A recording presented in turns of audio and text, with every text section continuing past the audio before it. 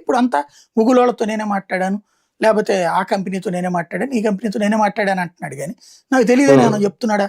వాస్తవంగా ఇండస్ట్రియల్ మంత్రి ఎవరు? భరత్. ఈయన ఐటీ మంత్రి. కానీ నిన్న చంద్రబాబు గారు చెప్పడం ఏంటి, ఏది మెట్టలోళ్ళతో కూడా లోకేషే మాట్లాడాడు అంటున్నారు. అంటే ఏంటి, లోకేష్ కూడా చెప్పుకుంటున్నాడు నేనే చేశాను అనేది. దాన్ని బట్టి ఏంటి, నాకు తెలియదు అని ఎప్పుడూ చెప్పట్లేదు లోకేష్. నాకు తెలియదు అని చెప్పినటువంటి పవన్ కళ్యాణ్ నేను పరిపాలన చేస్తానని ఎట్ట చెప్తాడు?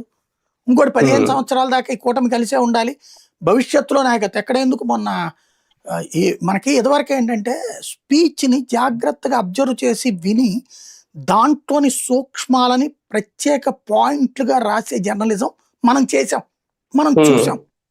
మొదట్లో చూసాం, తర్వాత మనమే చేసాం. బట్ ఇప్పుడు ఆ ఓపిక తీరిక ఎవరికి లేకపోవడం వల్ల అతి కీలకమైన పాయింట్లు పోతున్నాయి. మన పల్లా శ్రీనివాసరావు మాట్లాడారు, 2029లో మళ్ళీ మనం అధికారంలోకి వస్తాం, తెలుగుదేశం ముఖ్యమంత్రి ఉంటారు చంద్రబాబు అన్లా, తెలుగుదేశం ముఖ్యమంత్రి ఉంటారు. ఆయన రాష్ట్ర అధ్యక్షుడు హోదాలో చెప్పుంటారు.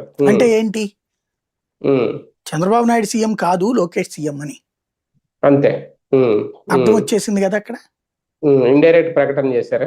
అది గమనించింది ఎవడు ఒక్కడ కూడా. ఇదివరకైతే ఈనాడు జ్యోతి అట్లాంటి, ఈనాడు జ్యోతి రిపోర్టర్లు అంత బ్రెయిన్స్ తో పనిచేసేవాళ్ళు ఆ రోజులు.